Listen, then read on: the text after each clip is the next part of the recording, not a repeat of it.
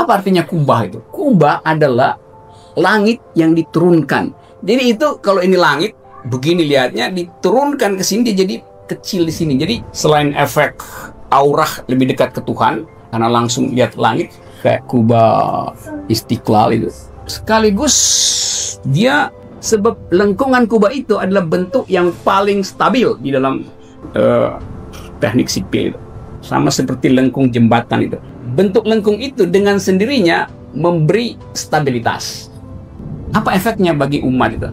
Dengan adanya kubah, maka lalu lintas udara lebih enak. Karena tiang berkurang kan? Nah, saya mau mengatakan ini di dalam upaya untuk memperlihatkan bahwa semua hierarki sebetulnya dibuat dengan satu prinsip. Bahwa hanya boleh ada satu ada. Gitu. Apakah justru identitas-identitas tersebut justru secara radikal justru harus disingkirkan, atau justru kita harus membangun satu identitas yang utuh gitu, satu identitas yang berlaku universal? Kan kita mesti bikin reasoning gitu. Oh, pintu, sebetulnya istilah pintu artinya batas antara ruang privat dan ruang publik. Karena itu disebut pintu. Kalau misalnya saya tutup pintu itu, artinya saya kasih kesempatan orang masuk tapi dia minta izin ketuk itu, karena ini ruang saya. Istilah perempuan itu istilah yang padanannya laki-laki tuh. Jadi nggak ada perempuan menikmati seks dengan perempuan, nggak. Lesbian itu punya etik yang lain dari etik perempuan. Justru itu disebut lesbian.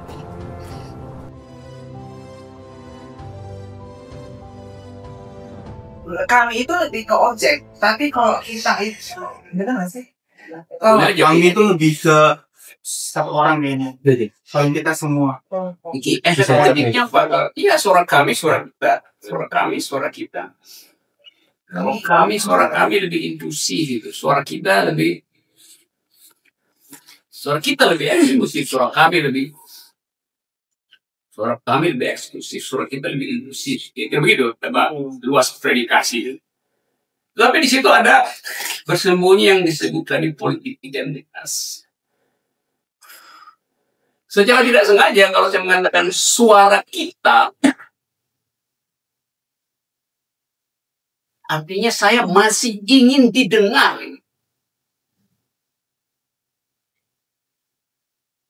Kalau saya bilang suara kami, mungkin maksudnya saya ingin protes. Jadi suara kami itu lebih bersifat outcry, semacam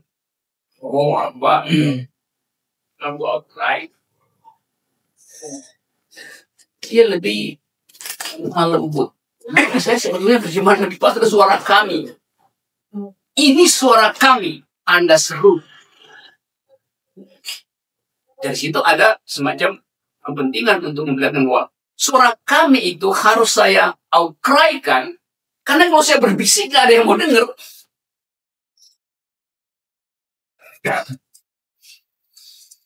Identifikasi itu yang mau kita percakapkan hari ini.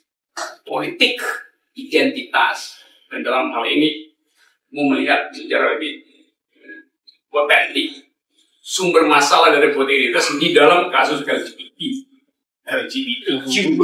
STUVWXA. Rangkaian banyak capaian dari suara kami itu. Suara kami bukan sekedar berhenti di Q, dia sampai di Z, sampai di Y, W, suara W, suara Q, suara P. Jadi suara itu alfabetik gitu. Sementara yang disebut suara itu adalah Tony, Ronald, Brimob, Barreskrim, KPK, suara institusi. Bukan suara yang dimaksudkan untuk mengucapkan hak. Jadi politik identitas itu sebetulnya adalah hasil rumusan politis. Politik identitas atau identitas itu adalah dikerjakan secara politis, dihasilkan secara politis. Apa artinya kalau saya katakan identitas dihasilkan secara politis? Artinya dihasilkan.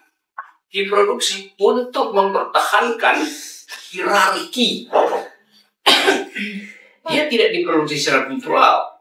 Nanti kita akan lihat bahwa seolah-olah identitas itu diproduksi secara kultural, seolah-olah identitas itu diproduksi secara transaksional. Tapi sebetulnya semua identitas diproduksi secara politis. Artinya diproduksi demi hierarki. Hierarki apa? Hierarki moral. Hierarki apa? Hierarki peradaban, hierarki rasis. Semua hierarki dengan sendirinya bekerja defining politics of identity. Di dalam sebuah hierarki pasti ada. Kenapa? Karena harus ada referensi tunggal untuk mendefinisikan peralatan yang lain. Jadi politik identitas selalu mengandaikan ada referensi tunggal, referensi moral, referensi kesolehan, referensi keheteroan secara seksual, referensi mayoritas secara etis atau secara ras. Jadi politik identitas selalu di dalam dirinya mengandung referensi tunggal.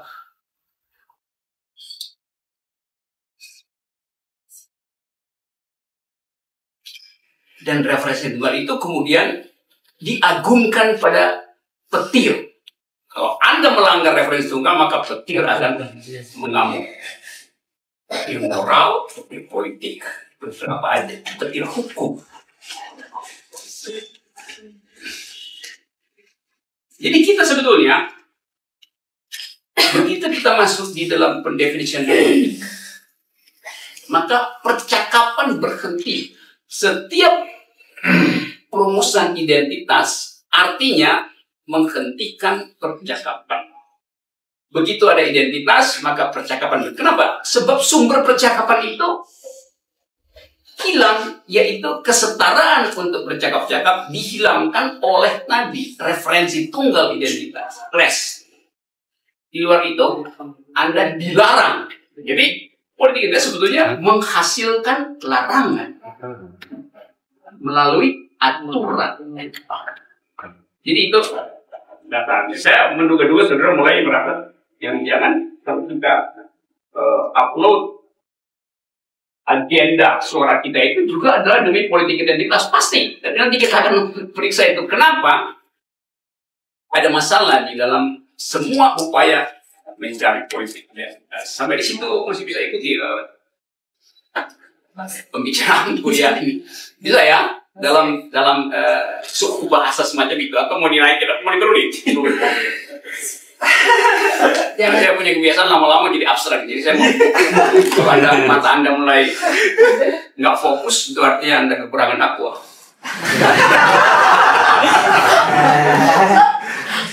Bisa bukan Anda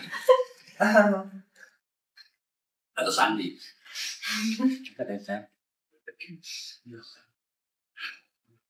Anda boleh masuk setelah Anda ngetop dan Anda diizinkan. Dan perizinan itulah yang menjadi hambatan bagi percakapan. Sebab Anda hanya boleh diizinkan kalau Anda paham kitab kuning. Kalau nggak cuma orang NU yang boleh bicara tentang apa namanya?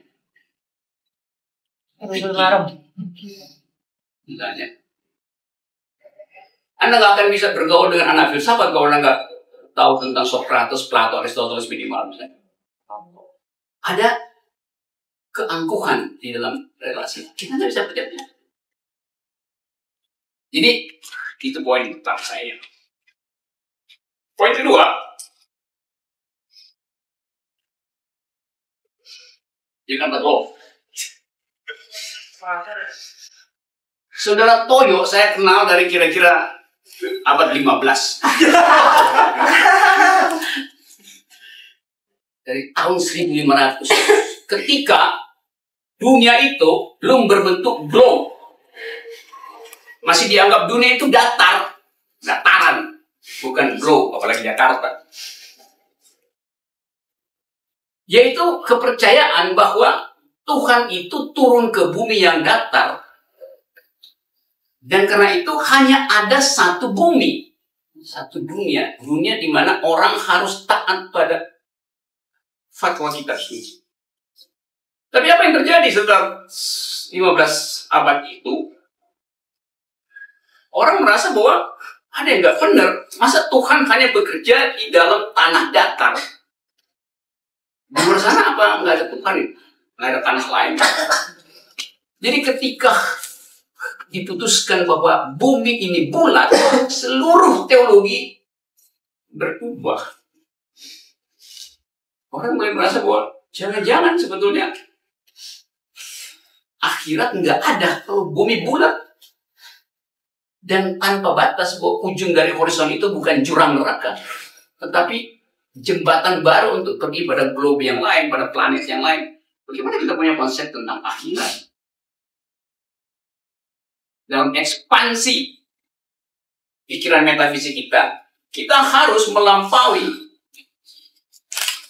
pengertian bumi yang tidak globe itu, supaya kita bisa andaikan bahwa ada dunia lain yang mungkin juga dihuni oleh Tuhan yang lain. Dan Tuhan itu mungkin homoseks di dalam planet ini. Lesbi. Jadi pengetahuan sebetulnya sudah mengucapkan itu di dalam kehati-hatian teologis. Karena kalau tadi diucapkan itu, maka akibatnya adalah Anda dibakar hidup-hidup di depan pengadilan inkuisitor, inkuisisi. Anda nggak akan diminta. Jadi begitu Anda dituduh, sudah Anda terima itu sebagai. Saya katakan itu, saya kenal Toyo sejak tahun 1500. Karena pada saat itulah kita tahu betapa perbedaan itu hanya ditentukan oleh 1-2 ayat yang difatwakan oleh gereja Katolik. Dan kita tahu pada tahun itu di Eropa ada mungkin antara 500.000 sampai 1,5 juta perempuan yang dibakar hidup-hidup karena dianggap sebagai witchcraft, dianggap sebagai nenek sihir. Jadi Anda lihat kenapa harus perempuan? Ya karena perempuan adalah identitas yang non-faktor. Bukan masuk kelas kuliah. Kuliah artinya keluar dari kelas justru. Karena kelas ada kurikulum. Dalam kelas ada pedagogi. Kata kuliah terlalu dibuat sangat teknis sehingga seolah-olah pengetahuan itu hanya diproduksi di dalam kelas. Itu saya menghindar tadi. Referensi yang itu alasan yang pertama yang ada. Alasan yang lebih personal sebetulnya saya paling nggak bisa menerangkan sesuatu dengan papers. Saya pasti nggak akan ngomong tentang papers itu, akan ngaco aja sama. Jadi cuma saya bikin papers terus saya nggak akan terangkan, bisa baca aja. Yang ketiga, saya gagap kalau ada paper atau menerangkan pakai pointers itu. Seolah-olah saya mesti dipaksa untuk mendengar ulang kalimat saya yang sudah ditulis. Jadi saya minta maaf saya tidak melakukan itu. Oke, terima kasih sudah mengundang dan saya tidak berkeringat menelan jalan. Saya ada AC. Saya tidak menatap matahari. Saya berkeringat karena harus menembus hambatan publikasi. Jadi anggap perempuan itu mengacaukan stabilitas. Apa stabilitas itu? Yang tadi bahwa orang mulai nggak percaya tentang otoritas gereja. Bahwa gereja nggak mungkin mengatur segala sesuatu. Tapi sebetulnya kita melihat di situ bahwa pada zaman itu kalau ada perempuan tidak menikah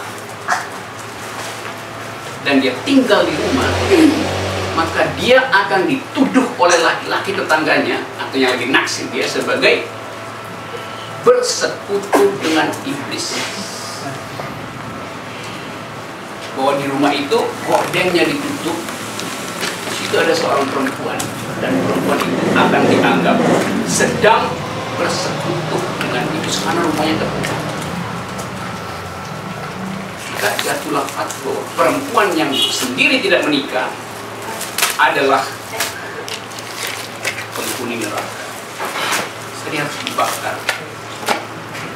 Jadi kita lihat konsepnya tidak menikah. Dan kalau nggak menikah, ya kenapa?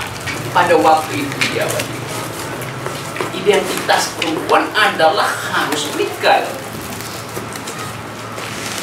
Nah itu.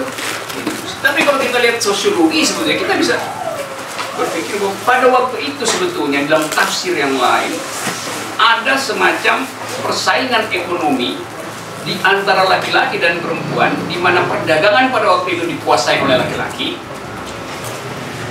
dan mulai si laki-laki ini mulai terancam oleh produk-produk artisan, produk-produk kerajinan perempuan.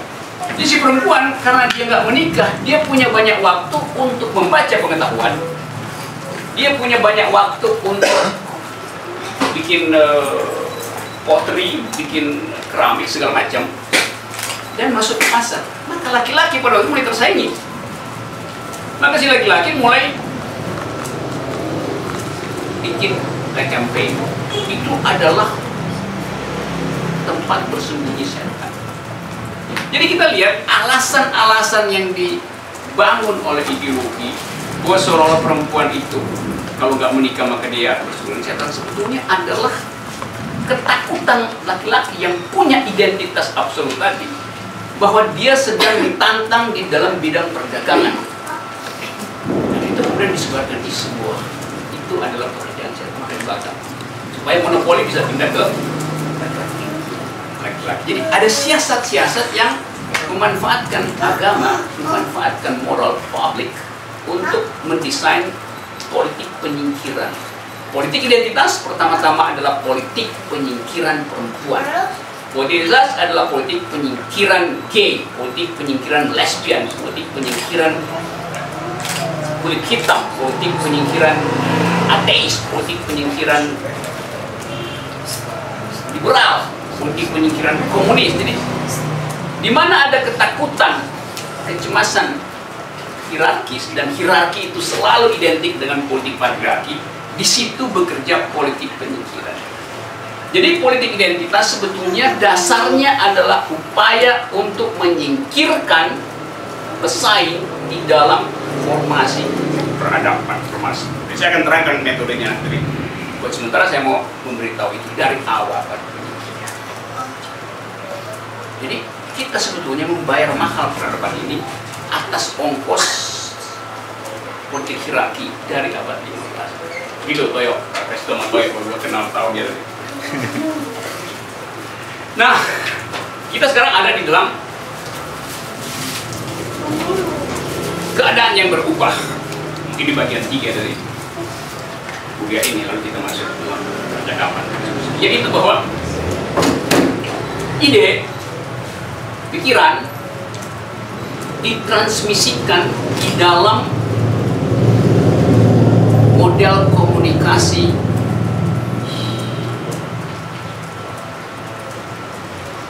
viral sekaligus virtual. Viral dan virtual, masalahnya siapa yang bisa menghentikan transmisi ide yang mengambil saluran virtual dengan kecepatan viral? Dulu saya katakan dari abad 15 sampai abad 20, negara bisa mengontrol pikiran, negara bisa mengontrol ide, negara bisa mengontrol hobi. Tapi dengan global ideas dan global nexus, global networking ini, nggak ada lagi satu institusi yang bisa mengontrol. Jadi kalau negara mulai dengan membuat peraturan demi mempertahankan otoritas hierarkis dengan cara mengkriminalisasi yang marginal, entah itu homoseks, peminum alkohol, kaum liberal, kaum komunis, kaum NPO, segala macam, demi stabilitas dari identitas makro tadi, identitas utama, maka dia mengumpankan diri di dalam kebodohan global. Kenapa? Karena negara itu hidupnya cuma 8 jam sehari. Birokrasi itu dari jam 8 pagi sampai jam 5 sore pekerjaan birokrasi negara itu. 3 jam dipakai buat main golf, 2 jam dipakai buat baca koran, 1 jam dipakai buat panti pijat. Jadi sebetulnya negara tidak pernah bekerja. Sementara Global IDES bekerja 24 jam non-stop. Bandingannya second to none. Jadi sebetulnya negara jadi absurd. Kenapa? Kita sekarang ini menghuni alam pikiran, bukan alam sosial lagi yang kita huni atau alam birokrasi. Interconnected kita setiap hari. Coba Anda periksa berapa lama Anda berkomunikasi dengan negara. Selebihnya Anda berkomunikasi lintas negara. Mungkin ada yang pernah bikin riset. Anda sebetulnya berkomunikasi lintas negara. Di dalam negara Anda berkomunikasi paling 2 jam sehari. Selebihnya Anda ada di dalam di dalam internet. Anda berkomunikasi dengan orang di luar wilayah kedaulatan. Tapi kita bilang NKRI adalah harga mati. Ya harga mati bagaimana? Prakteknya kita tidak lagi hidup di dalam lingkungan NKRI. Kita hidup kalau kita lagi ngurus KTP. Kita disebut punya nasionalitas kalau kita lagi embarkasi untuk naik haji atau pergi berjudi ke Macau. Begitu ada disembarkasi di JFK misalnya, Anda bukan jadi warga dunia, Anda bertemu dengan orang Italia di situ. Anda bertemu dengan supir taksi orang India, Anda bercakap-cakap dengan porter yang datang dari NTB. Jadi identitas itu di dalam situasi sekarang adalah liquid. Jadi buat apa mencari identitas di dalam dunia yang sangat liquid? Identitas hari-hari ini selalu dalam kondisi semiotik, dalam kondisi in the making, dalam kondisi yang instability of all sign. Nah, sekarang ada masalah kita di Indonesia. Cara kita melihat problem ini, kita masih melihat problem ini dari kacamata hierarki bahwa heteroseks lebih tinggi daripada homoseks, bahwa pengisap rokok lebih tidak berbahaya dari pengisap alkohol. Jadi frame kita sebetulnya adalah frame abad 15. Kita hidup dengan pikiran abad 15. Kita hidup ketika petir dianggap sebagai perintah dewa. Padahal petir adalah pertanda bahwa saya harus berhenti berceramah supaya ada diskusi. Terima kasih. Ya mungkin teman-teman ada yang mau ditanyakan. Ya silakan Bu. Ya. Mas Rocky, aku tertarik dengan pernyataan Mas mengenai hierarki. It's sort of like piramid ya. Kalau bisa, apa ada hubungannya dengan kayak Freemason di mana apa konsep-konsep itu juga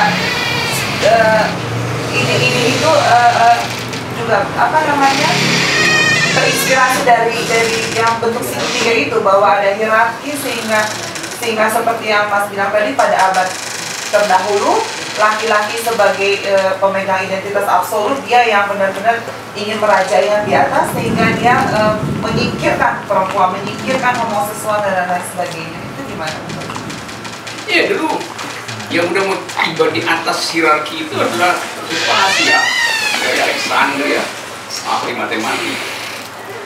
Yang kemudian karena laki-laki di perpustakaan Alexandria merasa terganggu, maka bunuhlah dia. Demikian juga kita lihat bahwa begitu banyak sebetulnya upaya untuk, kan kalau misalnya Anda lihat Menara Babel, upaya untuk buat tangga menuju surga, buat sebetulnya mau mencari apa benar di surga itu adalah tempat tertinggi. Jangan-jangan yang paling rendah sebetulnya di surga. Karena dulu konsepnya dunia itu adalah datar, maka yang di atas itu dianggap sebagai tempat bersemayam kekuasaan ilahi. Itu piramida semua memberi semacam sensasi bahwa di ujungnya ada yang suci. Kenapa dia suci? Ya karena dia paling tinggi dan karena dia sendiri di situ.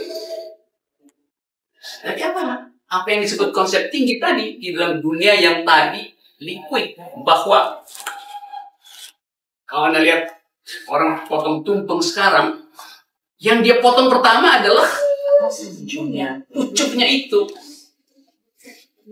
Jadi nggak suci lagi. Padahal sebetulnya tumpeng itu tidak boleh dipotong di ujungnya. Karena ujung itu tempat dewa bersemayam yang ditutup pakai hijau. Tumpeng itu dia pelan-pelan di bawah. Sampai dia runtuh sendiri. Pertanda bahwa dewa merestui perhelatan itu, pesta itu. Sekarang orang nggak ngerti kan, tumpeng paling bagus dipotong di atas. Kalau nggak begitu cara potong tumpeng itu. Ada yang orang Jawa nggak? Jangan-jangan saya berbohong.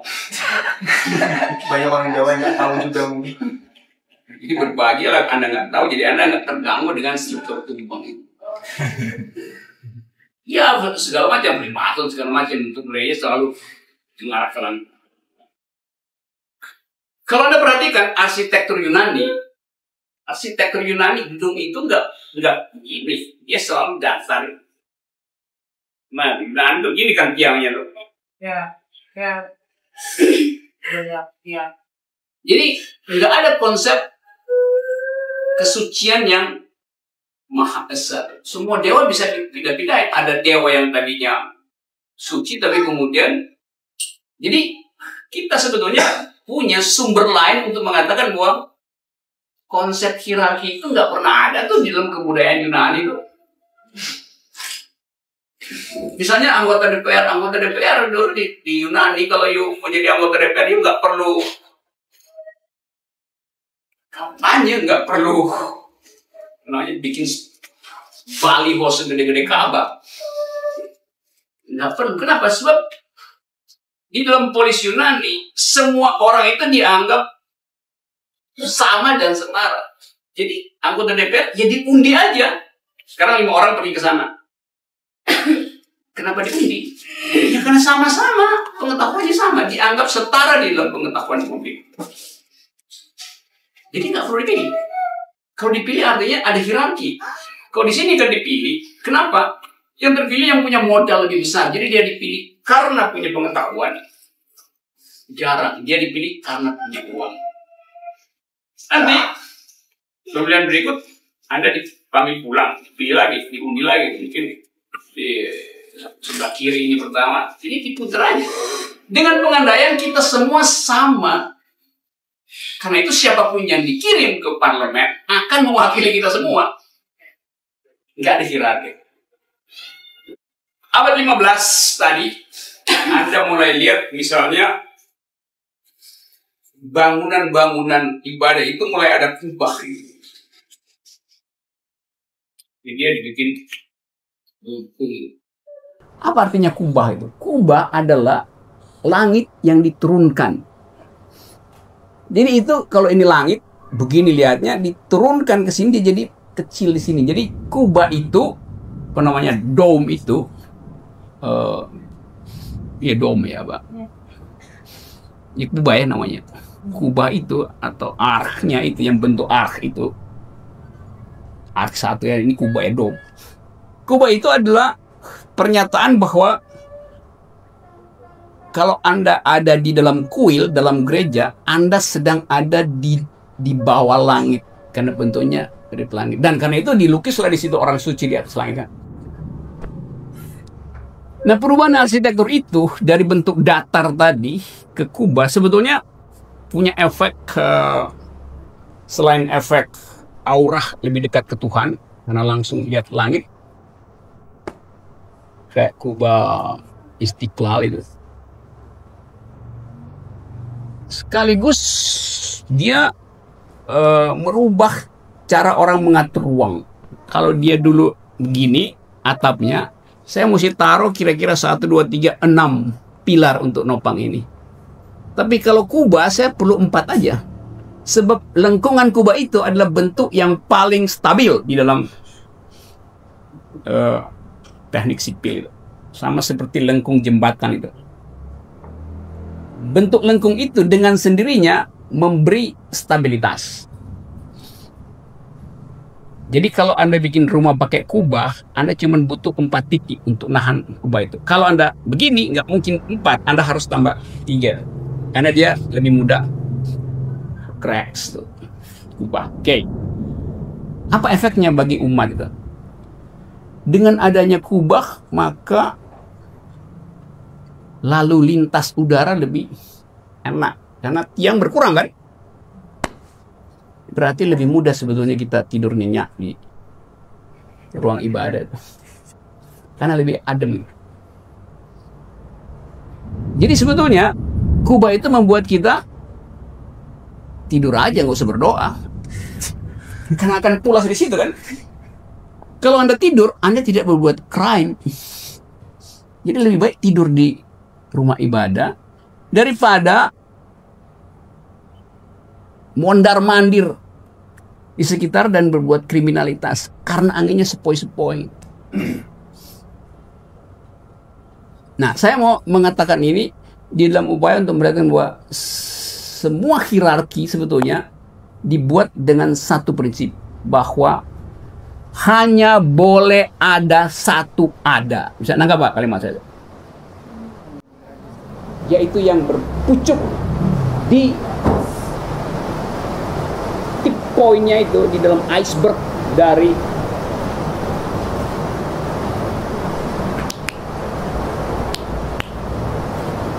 tumpeng tadi. Buat kita dalam masyarakat demokratis ada banyak ada. Ada itu, ada itu, ada itu. Kalau kita mau sedikit arogan, kita bilang hanya ada satu ada. Ada yang lain huruf kecil, ada yang satu itu huruf besar. Hanya ada satu ada. Saya katakan itu, tapi Anda boleh bilang begitu. Anda boleh bilang hanya ada satu ada. Masing-masing kita boleh mengatakan hanya ada satu ada. Karena kita punya keyakinan itu. Tetapi sialnya kalimat itu kemudian dinaikkan derajat kebengisannya dengan mengatakan hanya boleh ada satu ada. Maka berlakulah tadi politics of identity, yaitu yang ada yang lain harus disingkirkan. Ya. Kan tadi Mas Rocky jelasin bahwa politik identitas itu Ya. seolah-olah kultural, padahal sebenarnya diproduksi demi hierarki moral, ada Ya. profesi yang seperti itu. Nah, terus dasar filosofi yang seperti apa sih yang ideal ketika kita ingin membentuk sebuah politik identitas tersebut? Kalau kita lihat kan secara dari yang mulai kecil aja deh, hierarki itu sudah ada dari keluarga, ada ayah ibu, di Ya. sekolah ada kepala sekolah, di kantor kita ada manajer, ada anak. Itu yang idealnya seperti apa? Ketika namanya sebagai makhluk sosial, kita tentu pasti ada benturan-benturan itu. Itu ideal seperti apa? Ayah ibu itu dalam hierarki nggak bisa diganti. Oke. Kepala sekolah bisa diganti, gubernur bisa diganti, presiden bisa diganti, ustadz bisa diganti. Tetapi model ayah ibu ini kemudian dipakai sebagai model dasar bahwa Anda harus patuh pada kepala sekolah seperti Anda patuh pada ayah ibu Anda. Anda harus patuh pada dosen seperti Anda patuh pada ayah ibu Anda. Anda harus patuh pada presiden seperti Anda patuh pada ayah ibu Anda. Loh, itu tipuan tadi. Karena presiden bisa diganti, ayah ibu nggak bisa diganti. Jadi problem ini sebetulnya yang kita yang benar yang Yusuf tadi bahwa seolah-olah itu kultural, padahal itu politis. Jadi kita nggak boleh mengkritik presiden misalnya karena dia adalah ayah saya. Pek lu mudut ayah gue.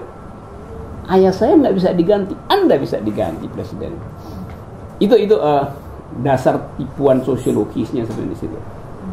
Jadi dengan melekatkan konsepsi kultural ayah ibu itu sebagai otoritas pada negara, muncullah negara integralistik, bahwa negara organis, negara korporatis, bahwa ada kepala negara. Kepala negara itu bertindak seolah-olah sama dan sebangun dengan kepala keluarga. Padahal itu adalah palsu. Saya tidak memilih kepala keluarga saya saya datang setelah ada kepala keluarga. Tapi kepala negara saya pilih setelah ada saya. Bisa nanggap nggak bedanya? Jadi kekeliruan di dalam pembacaan kebudayaan kita setiap hari, entah itu di koran, dalam ceramah kongres, dalam petata petiti perkawinan, bahwa hormatilah suamimu seperti kau menghormati ayah ibumu. Suami itu, atau hormatilah istrimu, lo itu transaksi. Yang sana itu given, yang ini transaksi. Jadi lain, nggak boleh disamain. Saya menghormati istri saya, atau Anda menghormati suami Anda, atau Anda menghormati pasangan Anda, karena ada transaksi di antara dua individu bebas itu. Tapi terhadap ayah saya tidak punya, atau terhadap ibu saya tidak bisa bertransaksi. Dapat ya bedanya ya? Oke. Aku mau nanya. Oke, Vera. Iya Mas, kan kalau sekarang dalam identitas sendiri aja, identitas itu bukan sesuatu yang singular gitu. Saya perempuan, saya mahasiswa, Ya. saya adalah banyak sekali identitas yang ada, dan itu semuanya kadang-kadang bisa overlapping satu sama lain. Tadi yang menarik dari untuk saya adalah soal erasure tadi, politik penyingkiran. Dalam identitas yang banyak ini, dalam identitas yang multidimensi juga, apakah justru yang kita butuhkan sekarang adalah justru penyingkiran semua identitas, atau justru kan dalam politik penyingkiran itu kemudian sekarang gerakannya adalah visibility gitu. Identitas saya yang ini mau ditunjukkan, identitas saya yang ini juga mau ditunjukkan, identitas saya sebagai mahasiswa psikologi harus ada gitu. Apakah justru identitas-identitas tersebut justru secara radikal justru harus disingkirkan, atau justru kita harus membangun satu identitas yang utuh gitu, satu identitas yang berlaku universal? Oke, kata identitas mau? Tadi kan mau milih identitas yang mana? Yang dihilangin semua atau satu aja? Gimana kalau misalnya kita kumpulin semua identitas dan kita pakai seperlunya aja? Oke, tadi saya mulai dengan definisi bahwa identitas itu adalah hasil kreasi politik. Jadi yang saya maksud identitas di situ tuh. Yang kita inginkan sebetulnya bukan itu, tetapi kalau kita bilang identitas itu bisa ditukar tambah, iya bisa, kalau dia tidak dirumuskan secara politis itu. Saya kasih contoh ya.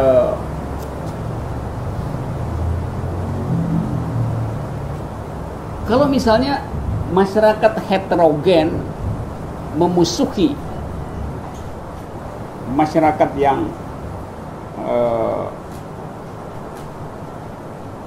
atau yang heteroseks memusuhi yang homoseks, dia akan bilang kami mayoritas, Anda minoritas itu. Pertanyaan saya adalah, atau pertanyaan kita adalah, mengidentifikasi seseorang sebagai minoritas dan dia mayoritas, dasarnya apa? Dasarnya adalah karena dia sudah ada lebih dahulu. Jadi dia nggak bisa mendefinisikan sesuatu ketika dia sudah menghuni itu lebih dahulu. Anda akan bilang, rumah Anda kok jelek? Iya, karena saya udah lebih dahulu bikin rumah yang gede itu. Jadi karena dia datang lebih dahulu, maka dia mendominasi ruang percakapan publik, ruang percakapan moral, ruang percakapan psikologis. Kalau saya tanya, ya Anda mayoritas. Iya, karena kami heteroseks misalnya. Iya, tapi apa artinya? Kalau kita bilang seksualitas, artinya adalah intimasi di dalam eksplorasi kenikmatan tubuh, varietiesnya banyak. Maka saya tahu apa yang namanya kenikmatan, karena saya punya pengalaman otentik dengan jenis-jenis kenikmatan. Nah, Anda cuma punya satu jenis kenikmatan, bagaimana Anda anggap sebagai Anda yang paling otentik gitu? Tapi kan kita nggak bisa ucapkan itu, atau Anda nggak bisa ucapkan itu, karena tadi dalilnya adalah yang tiba pertama adalah yang memberi hukum. Jadi lawgivernya itu adalah yang tiba pertama, yaitu heteroseksual. Yang tiba pertama adalah orang kulit putih di Amerika. Oleh karena itu yang lain-lain dianggap sebagai budak. Yang tiba pertama di sini adalah Raja Mataram. Oleh karena itu Raja NTT adalah pengabdi misalnya. Jadi itu aja sebetulnya soalnya. Nah kalau kita mau bikin identitas itu bisa dipercakapkan, kita mesti rubah cara kita melihat identitas. Yaitu bahwa, ini yang paling penting, identitas itu tidak pernah menetap dan berhenti. Saya kasih catatan kakinya di situ. Di dalam masyarakat Yunani, dari mana kata itu berasal? Identitas artinya dia yang sudah membeku, dia yang sudah jadi mayat. Identitas artinya orang yang sudah mati. Mengapa? Sebab hanya pada yang mati kita bisa tahu identitasnya. Kalau Anda masih hidup, Anda tidak punya identitas. Karena Anda bisa berubah setiap menit, detik. Jadi apa itu identitas? Identitas adalah ciri orang mati. Sebab hanya mayat yang bisa diidentifikasi. Kalau Anda masih hidup, saya nggak bisa identifikasi. Besok Anda punya, gua punya pacar, bayangan gua pacarnya harus six pack. Iya, tapi menit kedua dia lihat, dia ketemu dengan orang yang punya six brain, dipindah dari six pack ke six brain gitu, karena dia merasa six brain lebih berguna daripada six pack. Six pack capek juga Pak, ditindih oleh six pack, tapi six brain bisa dia nikmati brain orgasm yang agak extraordinary. Jadi kita mengidentifikasi sesuatu yang tidak lagi bergerak, yang sudah stabil. Nah, sel kita bergerak setiap detik dengan kecepatan 15 GHz satu sel. Jadi bagaimana kita identifikasi? Anda mau identifikasi apa? Anda orang apa? Orang Jawa, Anda orang Manado. Iya, di mana? Di situ. Besoknya Anda bukan lagi orang Jawa, orang Manado. Anda adalah orang gila itu. Pada saat zaman saya bukan orang gila, saya orang yang pro pada feminis misalnya, maka Anda adalah feminis. Tapi saya juga enggak, Anda feminis sekarang, kemarin Anda Jawa, sekarang Anda feminis, besok Anda adalah marketer karena Anda memilih jadi pialang di PEJ misalnya. Jadi selama kita hidup, kita selalu pindah-pindah identitas itu. Jadi identitas tidak pernah menetap. Sialnya kita menganggap identitas itu final dan absolut, seperti klik kanan itu selalu absolut, klik, satu shot dari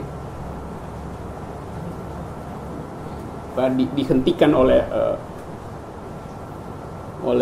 shutternya itu tuh, shut. Maka saya punya identitas. Yang dia ambil itu, padahal saya lagi begini tadi itu. Pada momen itu dia bilang itu identitas saya, bahwa saya apa namanya kalau istilah fotografi, ambil sampingnya.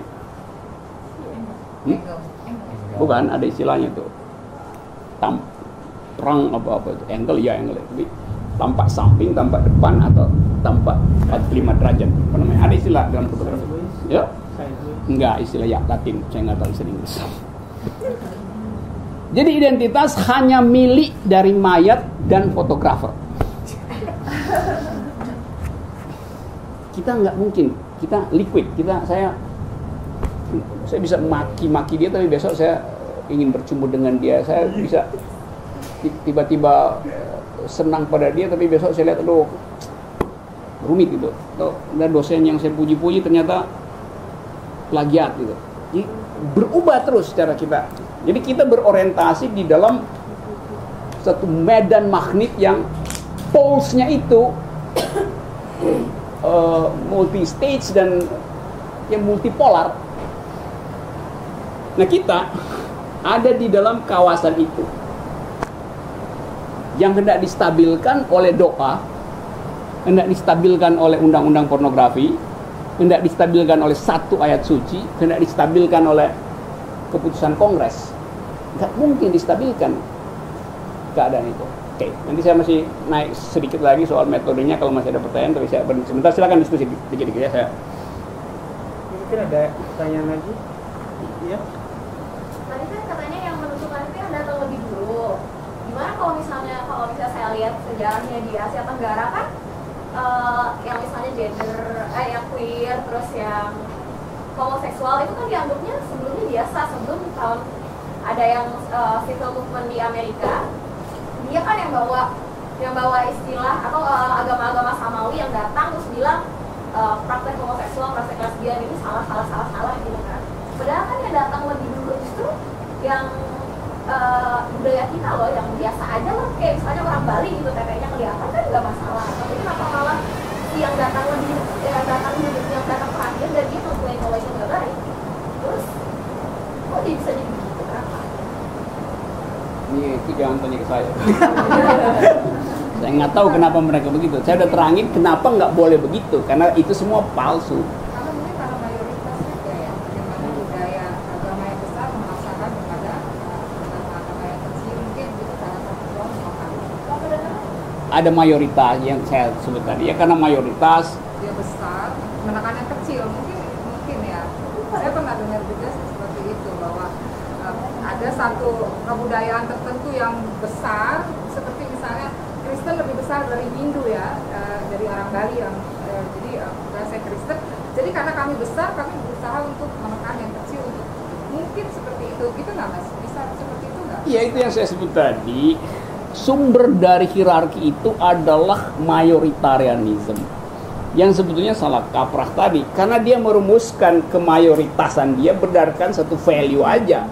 Ya yuk banyak, lebih mayoritas mana misalnya, orang Jawa atau orang Cina? Mayoritas mana? Jawa lebih banyak. Iya. Asia Tenggara, Cina, Di Indonesia Jawa. lebih banyak mana orang Melayu dan orang Cina? Masih Melayu. Jawa dan Melayu digabung Ada lagi yang lebih banyak orang Cina yang membayar pajak. Jadi you mau lihat di mana? You mayoritas tapi nggak bayar pajak misalnya. Misalnya aja nih. Loh ini negara, mayoritas artinya mereka yang taat bayar pajak. Itu pentingnya dia bagi negara itu, bukan orang yang banyak itu. Urusan masuk surga misalnya, yang beragama masuk surga, iya boleh aja. Itu pun kalau ada sih. iya, bukan kalau ada, kalau nantinya kita sampai di situ. Mungkin ada tapi kita sendiri nggak nyampe itu. Yang nyampe adalah orang di belakang kita atau sesudah kita yang lebih nggak peduli dengan surga. Yang peduli surga dianggap lu kan udah peduli, ngapain masuk surga. Jadi konsep identitas itu dibikin-bikin sebetulnya demi hierarki tadi. Soal tadi Hindu, saya kasih contoh.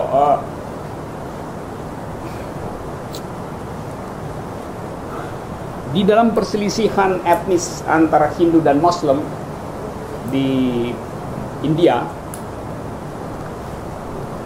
suatu waktu ada seorang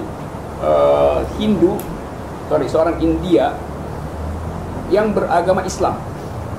Di dalam huru-hara agama di tahun-tahun 50 atau 60 itu.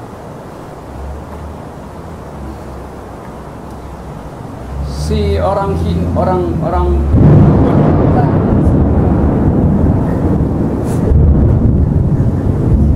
India yang beragama Muslim ini satu waktu dia nggak bisa keluar rumah karena wilayah itu sudah dikuasai oleh demonstran Hindu yang menuntut agar supaya mayoritas Hindu itu dinomorsatukan di dalam masyarakat India. Nah, orang India yang beragama Muslim ini nggak bisa keluar rumah, tetapi dia punya bayi, udah 5 hari dia nggak punya susu. Dia miskin. Maka akhirnya dia putuskan untuk keluar rumah mencari susu murah buat bayinya. Begitu dia keluar rumah, dia di sweeping, ketahuan dia Muslim, dia dibunuh. Pertanyaan saya, ada politik identitas di situ.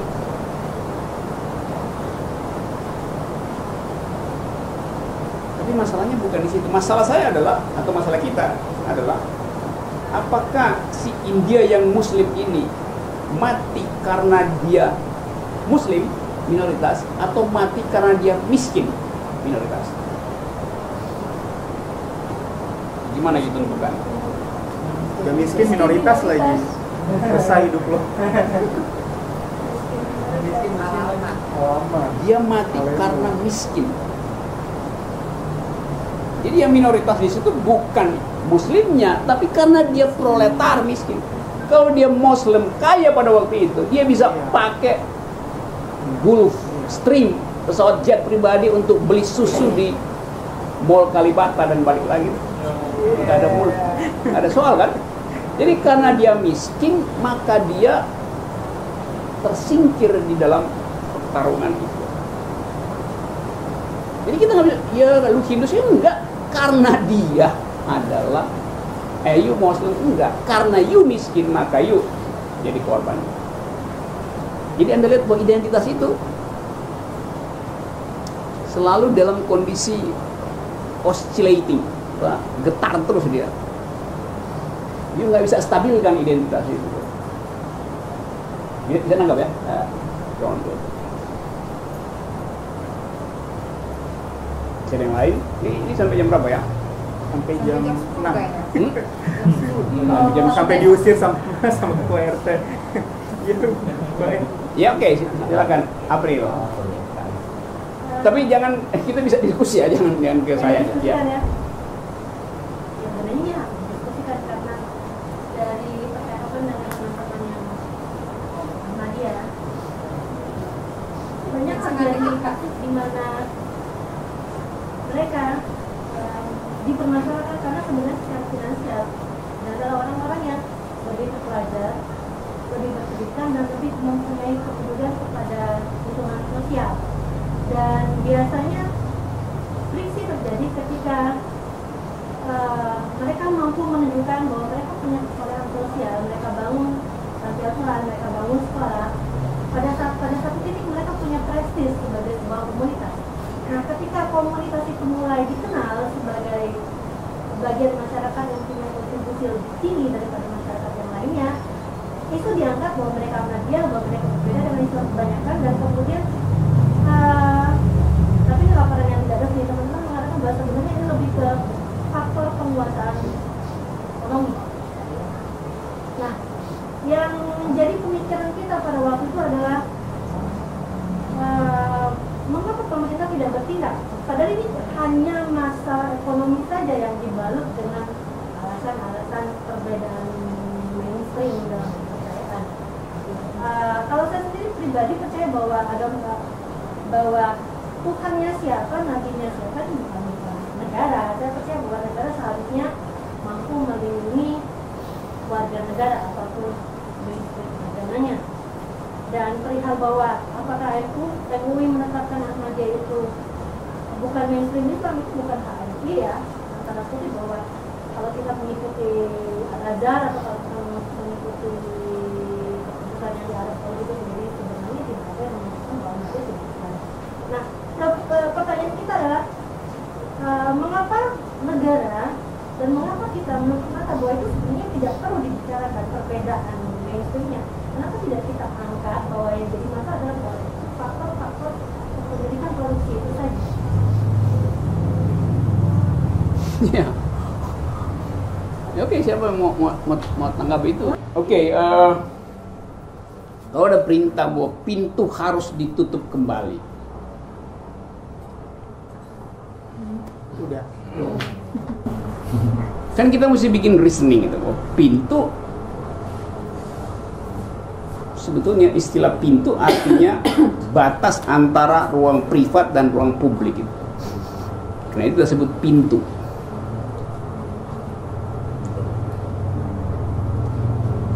Kalau misalnya saya tutup pintu itu, artinya saya kasih kesempatan orang masuk tapi dia minta izin ketuk itu karena ini ruang saya, ruang privasi saya. Isi dari ruang privat itu adalah keputusan otentik si pemilik properti. Ruang yang paling privat adalah tubuh orang. Karena itu dia yang putuskan. Kalau orang asal masuk di sini dan dia nggak ketuk pintu, saya bisa anggap, you mau merampok, maka saya punya hak untuk membunuh dia di dalam ruangan ini. Jadi Anda bayangkan bahwa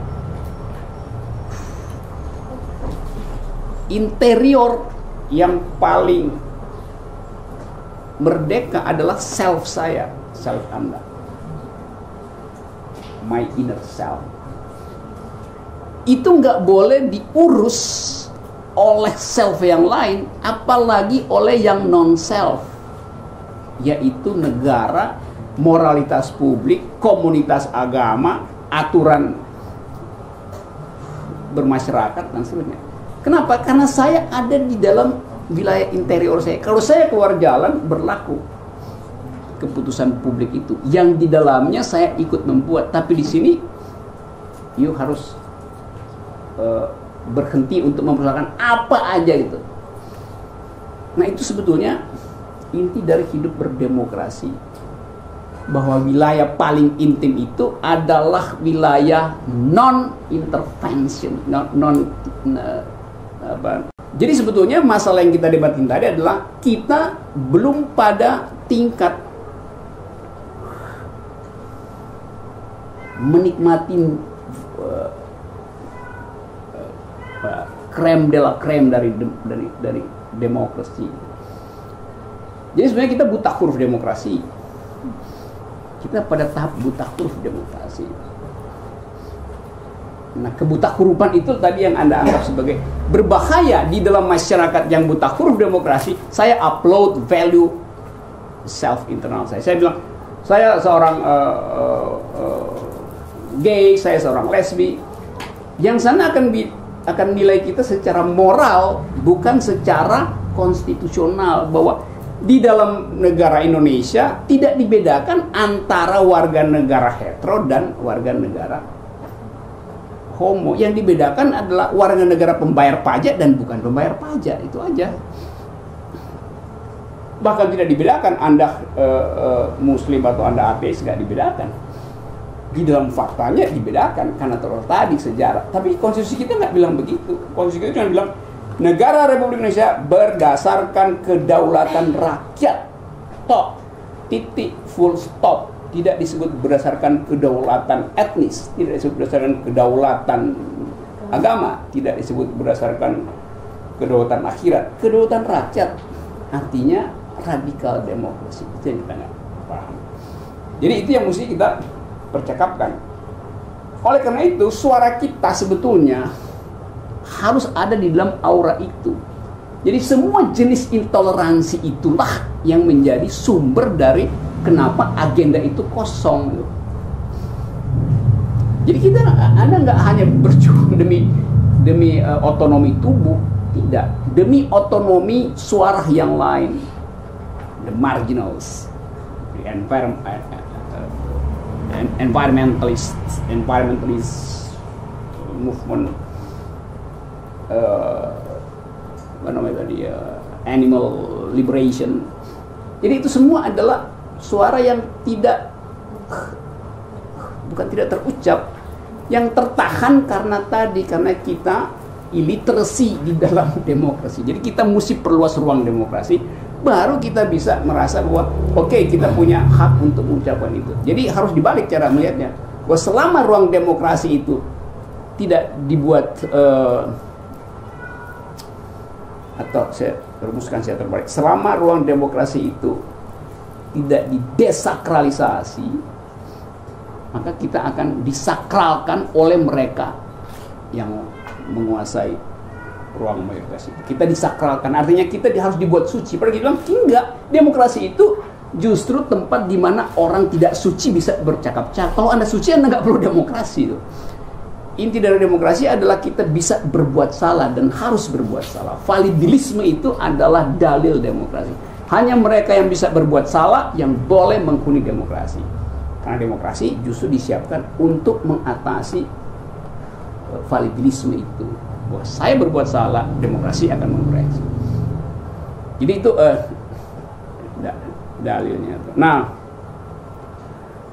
yang berikut adalah soal istri kawannya bilang, Anda lesbian. Iya, kalau saya lesbian, saya tahu kenapa saya lesbian. Tapi tetangga saya akan bilang, lesbian itu adalah perempuan yang suka sama perempuan itu. Perempuan yang menikmati relasi seksual dengan perempuan. Enggak, lain. Istilah perempuan itu istilah yang padanannya laki-laki tuh. Jadi nggak ada perempuan menikmati seks dengan perempuan, enggak. Lesbian itu punya etik yang lain dari etik perempuan. Justru itu disebut lesbian. Imajinasi lesbi itu lain dengan imajinasi perempuan terhadap perempuan. Jenis rangsangannya lain, sensasinya lain. Jadi ya sebut aja lesbi. Etik lesbianisme bukan sekedar pada relasi seksual, tapi juga pada relasi politik. Yaitu bahwa dia bisa membuat kesepakatan lain antara dia dan pasangannya itu. Nah, kita tahu bahwa demokrasi tidak punya pengetahuan tentang jenis pengalaman justice ini. Ini justice yang lain. Bukan justice di dalam masyarakat demokrasi adalah justice yang ditentukan oleh hukum publik. Ini hukum yang justice yang timbul dari pengalaman antara dua orang yang kelaminnya adalah female, batinya ditentukan oleh relasi itu. Jadi perempuan itu adalah identitas yang diberikan karena ada laki-laki, demikian sebaliknya laki-laki adalah identitas yang diberikan karena perempuan. Jadi kalau kita masih pakai istilah perempuan, artinya kita masih ada dalam konstruksi tradisional konvensi itu. Karena pada perempuan melekat seluruh perangkat yang dipaksakan oleh negara. Jadi perempuan adalah istilah yang dibuatkan oleh komunitas. Karena itu komunitas akan menilai Anda dengan standar ukuran itu. Itu soal di dalam dunia akademik itu jadi soal Anda. Kalau Anda lesbi, ya sebut lesbi. Lesbi itu bukan hubungan seks antara perempuan dan perempuan, enggak. Itu hubungan seks lain, bukan perempuan dengan perempuan, tapi ya hubungan seks. Lesbian. Apalagi queer, agak lebih kacau lagi cara melihatnya. Jadi kesiapan itu. Nah, kesiapan itu pertama-tama siapa yang mesti tahu? Bukan tetangga saya. Jelas saya tetangga saya dikonstruksi oleh moral yang dia bawa dari alam pikiran konvensional dia, dari alam pikiran komunal. Yang mesti tahu pertama-tama adalah pembuat undang-undang. Jadi Anda harus bicara dengan anggota DPR, dengan politisi. Untuk tiba ke situ, ya kita mesti kuat sendiri argumentasi. Nah, kalau kita nggak bisa bilang ini jenis pengalaman lain, dibilang ya demokrasi nggak kenal itu. Demokrasi diuji sejauh mana Anda mengenali jenis pengalaman warga negara. Saya dan pasangan saya warga negara. Saya punya jenis etik yang lain. Dulu juga demokrasi nggak kenal hak pilih perempuan. Belakangan dikenal. Demokrasi nggak kenal apa yang disebut domestic violence. Belakangan dikenal itu. Karena diterangkan bahwa violence ini tidak dikenal oleh hukum pidana. Karena hukum pidana adalah hukum yang mengatur hubungan antara dua laki-laki yang bersengketa itu. Di mana sengketanya? Ya di luar, nah, di dalam perdagangan. Itu sejarah dari hukum pidana. Karena itu nggak dianggap bahwa kalau dia gamparin bininya, ya memang karena hukum nggak kenal itu. Sekarang kita masukkan bahwa itu pengalaman real, bahwa itu adalah kejahatan. Oleh karena itu hukum harus atur. Dengan cara itu ada perubahan di dalam teori tentang delik, bahwa delik itu bukan sekedar delik antar dua laki-laki. Anda tahu kan hukum itu pertama-tama dibuat untuk melindungi kejahatan di dalam perdagangan, perselisihan perdagangan. Yang berdagang waktu itu adalah dua laki-laki. Laki-laki nggak saling bayar, dia saling bunuh-bunuhan. Hukum harus lakukan itu. Perdagangan nggak terjadi di dalam domestik. Tapi kemudian akibat dari kerugian di dalam wilayah perdagangan, si laki-laki bisa marah-marah di rumah, maka dia gamparin bininya, dia cekek bininya tuh kan. Jadi crime itu diekspor ke dalamnya. Hukum nggak kenal itu. Oleh karena itu kita mesti terangkan. Di dalam perjuangan yang lama, kita sekarang punya undang-undang KDRT karena kita mampu menerangkan. Bayangkan kalau kita nggak mampu menerangkan itu. ya si legislator akan bilang, lu nggak bisa nerangin, lu paksa bikin hukum. Jadi kita harus pinter, cerdas, sekaligus cerdik untuk menyusupkan itu dalam satu politics of sebagai satu tindak subversif. Subversif artinya memasukkan dalam bentuk kepentingan.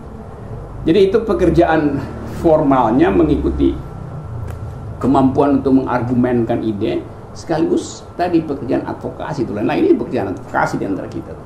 Tetapi dua pekerjaan itu harus diletakkan dalam upaya untuk meradikalkan demokrasi. Buat demokrasi harus sanggup mengenali jenis pengalaman baru antar warga negara. Homoseksualitas adalah jenis pengalaman baru.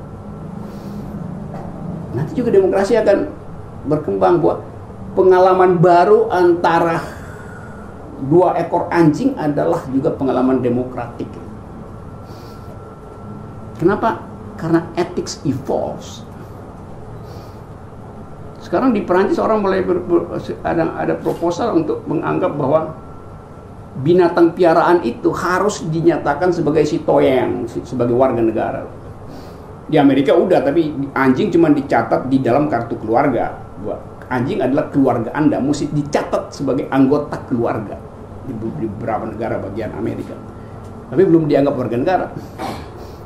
Jadi dia nggak boleh berdiri di depan hukum, legal standingnya nggak ada. Tapi bagaimana kalau anjing merpati di apa namanya, depan katedral apa itu Notre Dame di katedral Paris itu kemudian dianggap warga negara, maka dia akan diberikan hak sebagai warga negara. Jadi negara harus urus dia. Kalau dia disakiti akan ada legal standing untuk bela si burung merpati. Jadi itu yang saya maksud, pengetahuan kita bertumbuh, pengalaman kita bertumbuh, ide kita tentang humanity bertumbuh, bukan pada manusia tapi masuk ke dalam wilayah yang lain. Pohon udah ada legal standingnya. Dulu nggak ada hak pohon untuk membela diri, sekarang ada hak pohon untuk should tree have standing, datang depan pengadilan untuk bela diri. Iya. Jadi di dalam radikalitas itu sebetulnya kalau kan dulu orang aneh kan kalau dianggap ngapain perempuan ikut pemilu, aneh. Sekarang biasa aja. Ngapain pohon dibela, kan dia ditebang, sekarang biasa aja. Jadi yang dulu nggak biasa, sekarang biasa aja, nggak ada soal kan. Dulu Victoria's Secret itu adalah cara mandi seorang perempuan di zaman Victoria. Dia harus pakai baju kalau mandi di abad itu. Kan itu disebut rahasia Victoria. Walaupun dia mandi sendiri, tapi ngapain mesti pakai baju di dalam kamar mandi dia sendiri? Ya karena dianggap Tuhan lihat dia, jadi nggak boleh telanjang. Jadi itu adalah rahasia. Sekarang di pasar Cipulir gue lihat itu jual Victoria's Secret, bahkan di pamerin itu. Jadi apa yang lain orang, loh kok secret dari perempuan kok dipamer itu? Ya lain situasi yang berubah. Democratic ideas kita tumbuh. Gitu kira-kira ya, masih ada yang lain? Apa saya kebanyakan ngecap ya? Ada yang mau bertanya atau komentar lagi dari teman-teman? Berarti istilah normal tuh nggak ada ya Mas? Hah? Maksudnya hetero dia normal. Nah itu soal normanya. Sekarang saya masuk pada problem itu. Tadi saya katakan bahwa identitas itu dihasilkan secara politis. Artinya dimaksudkan untuk mempertahankan the structure of dominasi. Dominasi apa? Dominasi moral, dominasi intelektual, dominasi kesolehan, dominasi ras, segala macam. Jadi sebetulnya dia itu tidak normal, tapi kemudian dinormalkan. Dinormalkan oleh apa? Dinormalkan pertama-tama oleh konsep keutuhan aturan. Dibuat normal artinya dimasukkan dalam aturan. Nah, aturan itu adalah aturan dari si pemegang hierarki itu. Aturan yang paling bengis adalah aturan agama, karena dia diandalkan pada sesuatu yang nggak kita kenal. Kan sialnya begitu kan. Kalau hukum publik kita sama-sama bikin, hukum agama kan dibikin yang kita nggak tahu dari mana sumbernya. Jadi dinormalkan di situ bahwa perempuan itu lebih rendah dari laki-laki, dinormalkan oleh doktrin agama. Cara menormalkannya kadang-kala lucu tuh. Misalnya doa itu adalah cara menormalkan sesuatu yang nggak normal. Dulu doa seorang laki-laki di dalam agama, salah satu agama di Timur Tengah, pagi-pagi bunyinya begini. Kalau seorang laki-laki bangun pagi, dia akan berdoa dengan mengucapkan kalimat seperti ini. Ya Tuhan, terima kasih karena saya tidak dilahirkan sebagai seorang budak dan tidak dilahirkan sebagai seorang perempuan. Amin. Doa laki-laki begitu. Jadi dibikin normal bahwa perempuan itu setara dengan budak dia. Udah bagus jadi budak, iya, dia tambahin lagi. Dan tidak dilahirkan sebagai perempuan. Jadi dia bersyukur karena dia bukan budak dan bukan perempuan. You bayangin doa semacam itu kemudian dijadikan undang-undang. Undang-undang itu kemudian dipentaskan sebagai teater. Teater itu kemudian dijadikan sebagai kurikulum sekolah. Sekolah itu kemudian dipastikan sebagai alat untuk mendapat jabatan. Demikian hierarki itu diberlakukan. Dan begitu si pejabat fit and proper lulus itu, maka dia berangus kegiatan dari suara kita. Karena Anda dianggap abnormal. Cara menormalkan, dibawa lagi ke dalam hukum, yaitu ya dihukum. Dapat ide itu. Jadi kita dimasukkan di dalam kenormalan yang sebetulnya bukan bagian dari transaksi antar kita. Kita dimasukkan untuk kita terima. Itu sama seperti kerjaan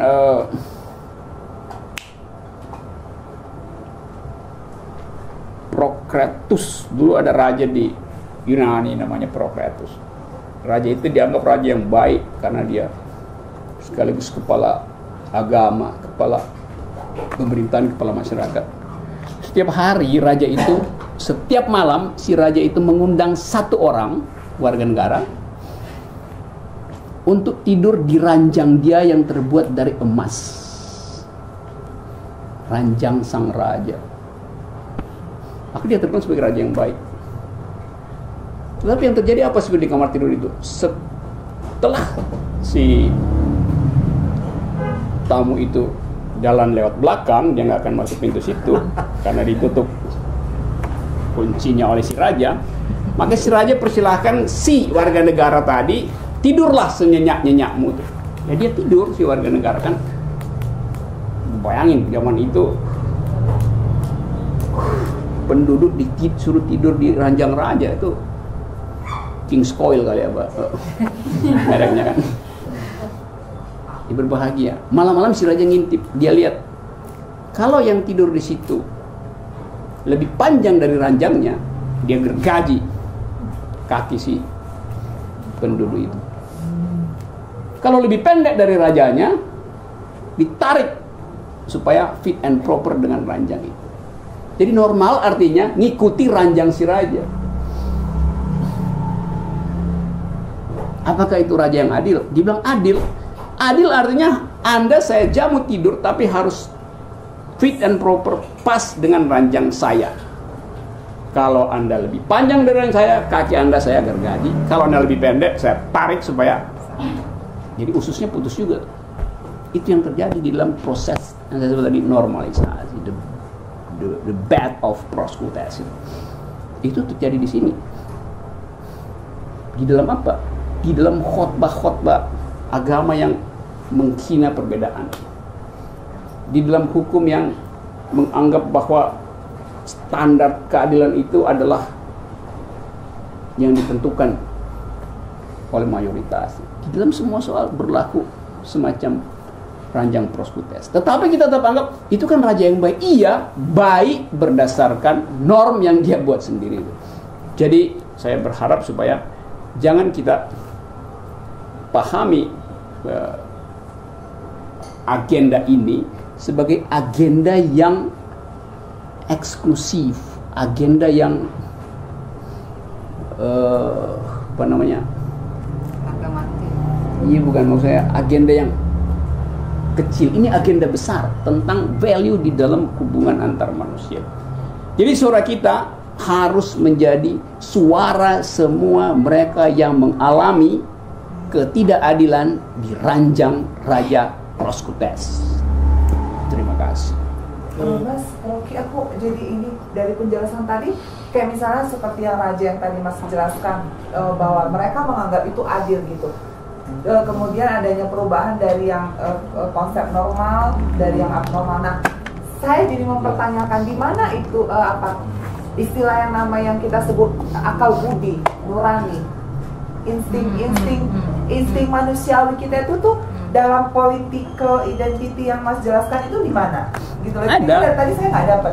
Yaitu semua yang kita sebut sebagai insting, otentik, sebagai individu, sebagai manusia yang berbeda, distabilkan oleh institusi.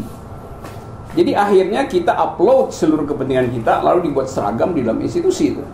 Jadi produk dari institusi akhirnya membuat kita tidak lagi seragam. Jadi sebetulnya secara teoritis begini, kalau Anda mengumpankan diri di dalam hukum dan percaya pada hukum, maka Anda sebetulnya menyodorkan kepala Anda untuk dipenggal oleh hukum. Tapi di situ justru paradoks dari kekuasaan dari hidup manusia. Kalau nggak di situ, Anda juga akan dipenggal oleh tetangga Anda, kan? Jadi threshold itu antara Anda masuk di dalam regularitas, diatur di dalam hukum, atau Anda hidup secara otentik sebagai diri sendiri, atau orang sebut hidup di dalam kondisi anarki. Anarki bukan artinya mengacau, anarki artinya merasa bahwa hierarki itu justru merusak hidup manusia. Anarki artinya orang yang nggak peduli pada susunan atas bawah, pada hierarki, pada arko artinya kepala gitu. Tapi di sini kata anarki artinya pembuat onar, anti negara. Lo anarki itu nggak percaya pada negara, ngapain dia melawan negara? Dia aja nggak percaya kok. Anarki itu hidupnya tentram aja buat diri sendiri. Banyak sastrawan anarki, banyak intelektual anarki segala macam. Jadi dia pelihara moral dia sendiri dan menganggap bahwa kalau semua manusia anarki, justru itu adalah ketentraman. Sebab setiap orang akan merasa berpartisipasi untuk tidak mengakui adanya hierarki. Begitu ada hierarki, maka begitu turun norma. Begitu turun norma, maka timbul pembatasan. Begitu timbul pembatasan, maka timbul pidana. Itu tesnya logical sequences dari pikiran tentang hukum. Jadi kita ada di situ. Nah, buat Anda misalnya yang berupaya untuk mengganggu stabilitas itu, datanglah dengan pikiran yang utuh bahwa keterlambatan pengakuan negara terhadap hak tubuh perempuan, hak tubuh lesbian, hak tubuh homoseksual itu setara dengan keterlambatan pemerintah untuk menghargai hak yang mereka sebut minoritas dalam agama. Hak dari pohon untuk tetap punya cabang, hak dari bukit kapur di Rembang sana untuk tetap menghasilkan air, hak dari sungai untuk tetap berlekuk, hak dari batu untuk tidak diperlakukan sebagai aki. Ya karena mesti dipotong itu kan batunya. Jadi itu yang saya sebut rights evolve, ethics evolve, value evolve, intellectual diminta untuk menghasilkan konsep. Jadi karena Anda nggak punya masa, jadi atau kita nggak punya masa, satu-satunya kemampuan kita adalah mengorganisir pikiran yang bersih dengan dalil yang kuat untuk diajukan sebagai proposal alternatif untuk menguji ulang sejauh mana demokrasi menghormati value yang tidak dikenal lebih dahulu. Jadi value yang datang belakangan, value minoritas. Hak anjing untuk menggonggong, jadi jangan dia diberongsong gitu. Hidup anjing. Hak ikan untuk berenang, jadi jangan dimasukin dia di dalam botol itu. Karena botol membuat mata ikan itu jadi cembung, jadi dia salah memprediksi arah. Kenapa ikan nabrak? Ya karena dikasih yang Ya, akuarium itu mesti begitu. Kalau dibikin begini, mata ikan itu dianggap ini dekat, dia tabrak aja tuh mati akuarium. Karena efek polarisasi cahaya. Jadi begitu banyak hal yang bisa kita pikirkan untuk kita katakan bahwa demokrasi itu adalah proses membuat kita percaya bahwa percakapan antar warga negara, percakapan antar manusia adalah syahadat tertinggi dari peradaban. Apa percakapan itu juga di dalamnya termasuk pendidikan? Karena Ya, tadi apa aja. Pokoknya percakapan itu. Lawan dari hierarki adalah percakapan. Begitu ada hierarki, Anda nggak bisa bercakap-cakap. Hanya di dalam kesetaraan kita bisa bercakap-cakap. Oke, sebagai negara yang punya bermacam agama dan basically kita punya agama-agama besar, kontribusi agama terhadap penindasan terhadap perempuan, terhadap gender yang tidak biasa, itu ikut memberi sumbangan besar kayaknya, Mas. Untuk seperti kalau di Kristen adalah perempuan, ada ayat patuhilah suamimu, tapi ayat balasannya saya cari dari halaman 1 sampai akhir, cuman ada yang begini, laki-laki sayangilah istrimu seperti dirimu sendiri. Jadi nggak ada yang saklek sama persis gitu loh, Mas. Ya, itu sebetulnya ujung itu kan soal kita beri interpretasi bahwa misalnya kan yang paling tinggi kan adalah ayat bahwa perempuan itu dibuat dari tulang rusuk Adam, kan itu kan? Woman was created from the rib of man, not from his head we walk him, not his feet we walk. Jadi kalau dikatakan bagi agama, dia akan bilang iya itu sastrawan. Tetapi Anda tetap dibuat dari tulang rusuk Adam. Jadi laki-laki utama, perempuan adalah derivat dari laki-laki. Tapi kalau kita mau kasih kritik sedikit, kita bisa bilang Adam dibuat dari apa? Dari tanah liat. Lu itu dibuat dari lumpur, gua dibuat dari tulang. Jadi lebih bermutu siapa itu? Ya perempuan lebih bermutu. Perempuan dibuat dari tulang, laki-laki dibuat dari tanah berlumpur itu. Kalau mau Pak putar-putar logikanya. Jadi dibilang iya, tapi Adam itu kan asal usulnya kan dari tanah tuh. Lapindo. Saya asal usul dari Anda, tapi dari tulang bukan dari. Jadi Anda itu KW2 sebetulnya, saya yang KW1. Oke, ada. Itu yang disebut sebagai membuat interpretasi terhadap semua ayat misogini. Semua Alkitab, semua kitab suci dasarnya adalah ayat misogini. Kenapa? Karena dia dieksploitasi oleh patriarkisme. Kenapa? Karena patriarkisme lebih dulu datang daripada agama.